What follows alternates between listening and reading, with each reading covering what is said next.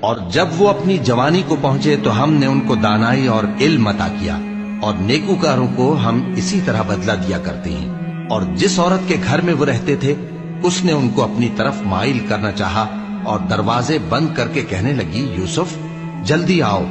انہوں نے کہا کہ اللہ پناہ میں رکھے، وہ یعنی تمہارے میاں تو میرے آقا ہیں، انہوں نے مجھے اچھی طرح سے رکھا ہے، میں ایسا ظلم نہیں کر سکتا، بے شک ظالم لوگ فلاح نہیں پائیں گے۔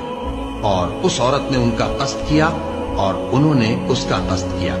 اگر وہ اپنے پروردگار کی نشانی نہ دیکھتے تو جو ہوتا سو ہوتا۔